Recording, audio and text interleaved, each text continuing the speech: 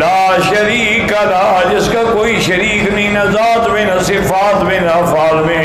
حضور نے فرمایا یہ 7 گناہ جو آدمی کو برباد کر دینے والے ہیں، ان سے بچا کرو۔ قیل یا رسول اللہ وما ہن، حضور کی خدمت میں عرض کیا گیا کہ یا رسول اللہ وہ 7 بڑے گناہ جو ہیں وہ کیا ہیں؟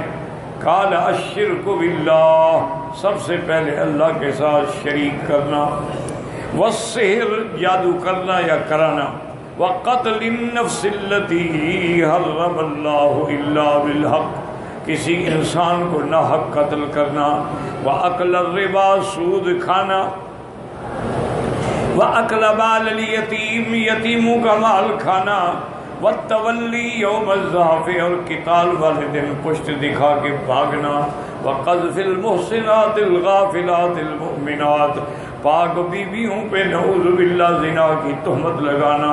یہ 7 ایسے گناہ ہیں، یہ بڑے گناہ ہیں کہ ان سے آدمی کی یعنی برباد ہو جاتا ہے دنیا میں بھی اور آخرت میں بھی۔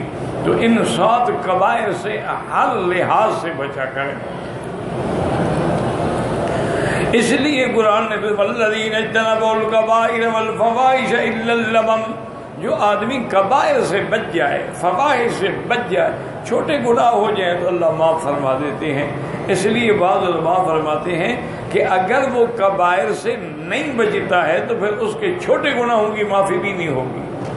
اور ایک مسئلہ یہ بھی یاد رکھیں کہ چھوٹا گناہ، کوئی گناہ چھوٹا نہیں ہوتا، گناہ گناہ ہوتا ہے، آگ آگ ہوتی ہے۔ اسی لیے حضور صلی اللہ علیہ وسلم نے فرمایا تھا کہ یا عائشہ ایاکی و محقرات الذنوب، خبردار گناہوں کو چھوٹا نہ سمجھنا، ہمیشہ آگ چھوٹی لکڑیوں سے جلائی جاتی ہے، یہی چھوٹے چھوٹے جو ہے یہی تو بڑے بن جاتے ہیں۔ اس لیے محاورات عرب کے اندر علماء کہتے ہیں کہ لا صغیرۃ مع الاصرار ولا کبیرۃ مع الاستغفار، کہ اگر آدمی نے صغیرہ گناہ کیا لیکن پھر کیا تو وہی کبیرہ بن جاتا ہے۔ مثلا پہلی دفعہ داڑھی منڈائی ہے تو صغیرہ ہے، لیکن دوبارہ سے بارہ پھر وہی کبیرہ ہو جائے گا۔ اور کبیرہ گناہ جو ہے وہ معاف نہیں ہوتا ماں سوا توبہ سے۔ اور توبہ کا معنی بھی یہ نہیں ہے کہ بس کہہ دیں یا اللہ میری توبہ، یا اللہ میری، یہ توبہ نہیں ہوتی۔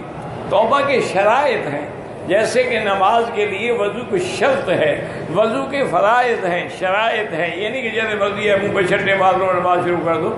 اسی طرح توبہ کے بھی شرائط ہیں۔ سب سے پہلی شرط یہ ہے الاقلاع عن الذنب، کہ وہ گناہ چھوڑ دے، اور دوسری شرط اس میں یہ ہے کہ الندم علی ذلک، اس گناہ پہ اس کو ندامت ہو، شرمندگی ہو کہ ہائے میں کیا کر بیٹھا ہوں۔ اور تیسری شرط اس کی یہ ہے کہ العزم علی اللہ یعود، پکا ارادہ یا اللہ میں پھر یہ گناہ نہیں کروں گا۔ یہ ہے توبہ۔ توبہ صرف کہنے کا نام نہیں ہوتا ہے کہ آدمی زبان سے کہتا رہے توبہ یا اللہ، جیسے ہمارے عام رواج ہو گیا اللہ میری بڑے گناہ سے توبہ، چھوٹے گناہوں سے توبہ، لاکھ توبہ، اور سگریٹ جیب میں پڑی ہوئی ہے، حرام کا مال جیب میں پڑا ہوا ہے، توبہ میری توبہ، یہ توبہ نہیں ہے، نعوذ باللہ، یہ تو اللہ کے ساتھ استہزاء ہے۔ یہ ڈر ہے کہ اسی کی بنا پہ اللہ ہمیں نہ پکڑ لے کہ توبہ سے بھی مذاق بنا رہے۔ تو لہٰذا یہ 7 گناہ جو ہیں ان سے ہر حال میں بچنے کی کوشش کریں۔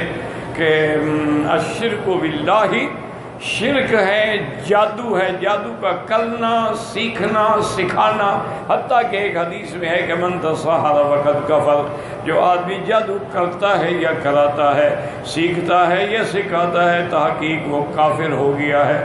یعنی اتنا بڑا جرم ہے سحر جو ہے۔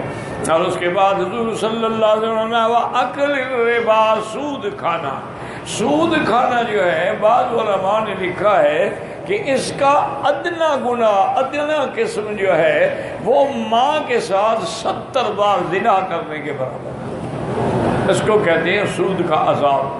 تو اس لیے آکل الربا جو ہے نا، اللہ تبارک و تعالیٰ معاف فرمائے، تو اللہ فرماتے ہیں فَأْذَنُوا بِحَرْبٍ مِّنَ اللَّهِ وَرَسُولِهِ، ربا کھاتے ہو تو میرے ساتھ جنگ کے لیے تیار ہو۔ اس لیے ایک ایک بات ہمیشہ یاد رکھیں کہ ربا انفرادی ہو، اجتماعی ہو یا بین الاقوامی ہو یا بین الملکی ہو، جب تک ربا رہے گا وہ ملک کبھی بھی ترقی نہیں کر سکتے۔ وہ سود کا چکر ہی دشمن نے ایسا بنایا کہ آدمی نکل ہی نہیں سکتا۔ جن ملکوں نے سود سے جان چھڑوا لی نا جی، وہ اپنے پاؤں پہ کھڑے ہو۔ تو یہ سب سے بڑا عذاب یہ ہے، اللہ اس سے آدمی کو نجات عطا فرمائے۔ اور اسی طرح حضور پاک نے فرمایا کسی کو قتل کرنا نہ حق، نہ حق کا کیا معنی ہے؟ اگر اس نے قتل کیا پھر تو اس کے بدلے میں قتل ہوگا، وَلَكُمْ فِي الْقِصَاصِ حَيَاةٌ، لیکن تم خود نہیں کرو گے، امیر کرے گا، حاکم کرے گا۔ اور اسی طرح جیسے کسی نے نعوذ باللہ زنا کیا، وہ شادی شدہ ہے تو اس کو بھی رجم کیا جائے گا، قتل ہوگا۔ لیکن بغیر کسی گناہ کے کسی کو قتل کر لو، جیسے آج کل ہو رہا ہے، انا للہ و انا الیہ راجعون، اب تو اخبار پڑھتے ہوئے دل پہلے کانپنا شروع ہو جاتا ہے، وہاں اتنے قتل ہو گئے، وہاں اتنے قتل ہو گئے، اور بے گناہ۔ اچھا حضور نے فرمایا تھا کہ قیامت کی علامات میں ہے کہ لا یدری القاتل، کہ قاتل کو بھی پتہ نہیں ہوگا کہ میں کیوں قتل کر رہا ہوں، ولا یدری المقتول، اور قتل کرنے والے کو بھی پتہ نہیں ہوگا کہ میرا کیا گناہ ہے۔ وہ تو بس میں جا رہا ہے، ٹرین میں جا رہا ہے، اس کو کیا پتہ ہے کہ یہاں دھماکہ کر کے مار ڈالیں گے۔ انا للہ وَإِنَّا إِلَيْهِ رَاجِعُونَ۔ اللہ تمام عالم اسلام پر اپنے رحم فرمائیں۔ اصل میں ہماری گناہوں کی وجہ سے ہی اللہ کے عذاب۔ اللہ تبارک و تعالیٰ سے توبہ کریں، استغفار کریں، اللہ کی طرف رجوع کریں، اللہ کے ذکر کے ساتھ دل لگائیں گے تو انشاءاللہ پھر یہ مسائل حل ہو سکتے ہیں۔ اور اسی لیے حضور پاک نے فرمایا کہ اکل مال الیتیم، یتیموں کا مال کھا جانا یہ بھی کبائر ہے۔ اس کو قرآن دوسری کا کہتا ہے ان الذین یاکلون اموال الیتامی ظلما، جو لوگ یتیموں کا مال ناجائز طریقے سے ظلم کر کے کھاتے ہیں، وہ دراصل مال نہیں بلکہ جہنم کے انگارے کھا رہے ہیں، اور اپنا پیٹ جو ہے وہ انگاروں سے بھر رہے ہیں۔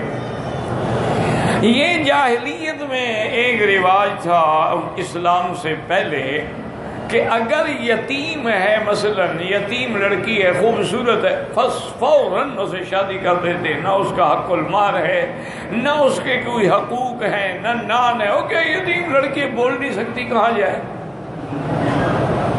اسی طریقے سے یتیموں کے مال پہ بھی قبضہ کر رہے، ان کے مال پہ بھی قبضہ کہ یتیم، اچھا اگر یتیم لڑکا ہے اسے کام کروا، سارے گھر کا کام وہ یتیم کریں گے، ان کے اپنے اولاد جو ہے وہ بیٹھی رہے گی، تو یہ بھی ظلم۔